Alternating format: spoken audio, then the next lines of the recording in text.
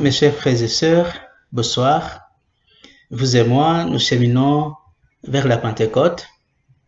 La Pentecôte étant une fête qui clôture le temps pascal. Ce temps pascal a été célébré ou vécu d'une façon franchement spéciale à cause du confinement. Heureusement que les messes sont repris en ce moment et que la Pentecôte se célèbre en votre présence. C'est une grande joie. Quelle allégresse. Tout est bien qui finit bien. Par contre, nous avons besoin des dons de l'Esprit Saint pour comprendre les mystères pascals, la passion, la mort et la résurrection du Seigneur. Nous avons besoin de vivre ce mystère pascal intérieurement. Nous avons besoin de le manifester, d'être témoins fidèles de ce que nous sommes vraiment. Le livre de Job, chapitre 32, du verset 7 au verset 8, nous lisons ceci. Je me disais, l'âge parlera, les années nombreuses feront connaître la sagesse. À la vérité, c'est un esprit dans l'homme, c'est le souffle de Dieu qui rend intelligent. Les voies de Dieu sont impénétrables. Nous avons besoin de l'intelligence pour comprendre le sens de notre vie, le sens de notre foi. Pour toute réponse aux interrogations angoissées de l'homme, Dieu donne son Fils. Il nous a donné son Fils, sa parole incarnée, un Fils qui dépose sa vie pour nous donner la vie, pour nous sauver. En effet, Dieu n'explique pas le mal, mais il vient partager avec nous notre souffrance. La leçon religieuse de l'histoire est la suivante. Lorsque Dieu intervient, c'est pour nous dévoiler la transcendance de ce dessein, de son être, afin de permettre à l'homme de le connaître de plus en plus, de l'aimer, d'avoir confiance en lui, d'entrer en communion avec lui.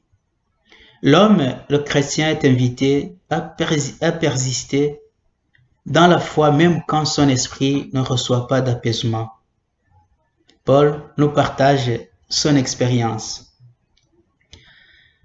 En ces mots, c'est à cause de cela que je connais cette nouvelle épreuve, mais je n'en rougis pas, car je sais en qui j'ai mis ma foi et j'ai la conviction qu'il est capable de garder mon dépôt jusqu'à ce jour-là, avec l'aide de l'Esprit Saint qui habite en nous.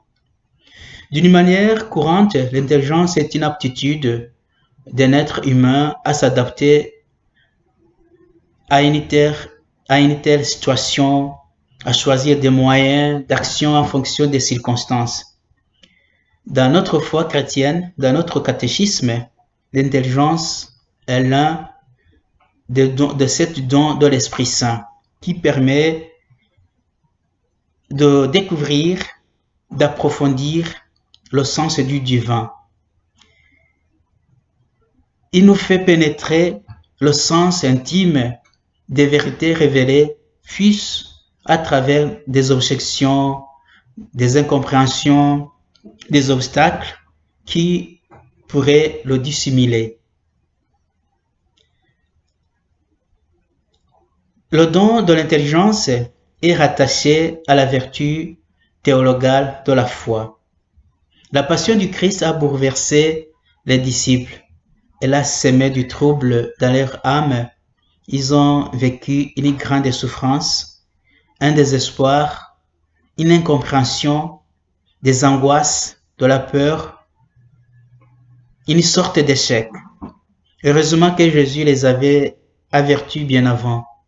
En ces mots, Amen, Amen, je vous le dis, vous allez pleurer et vous lamenter, tandis que le monde se réjouira. Vous serez dans la peine, mais votre peine se changera en joie.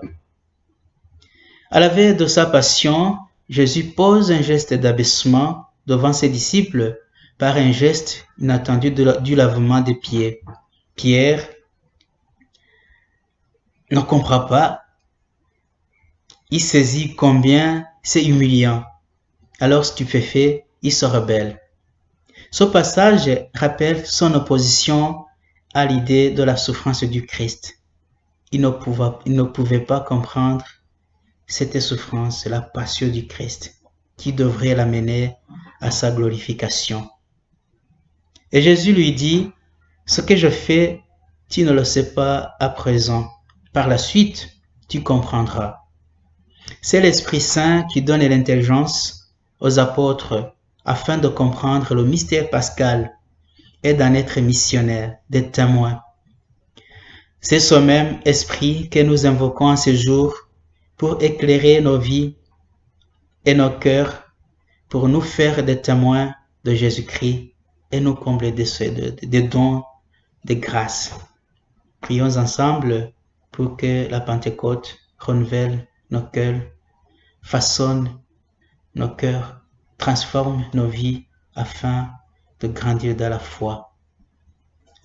Nous allons prier ensemble la prière du Regina Coeli et nous allons invoquer ensemble la prière à l'Esprit Saint.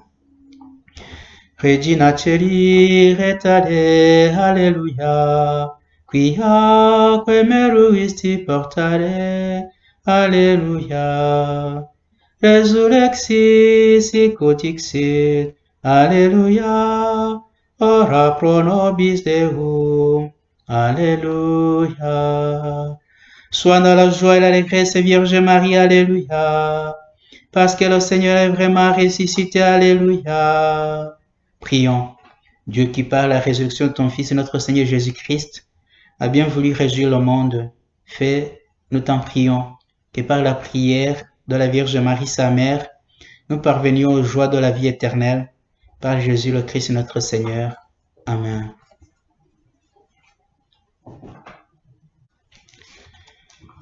Viens Esprit Saint à nos cœurs, envoie du haut du ciel un rayon de ta lumière.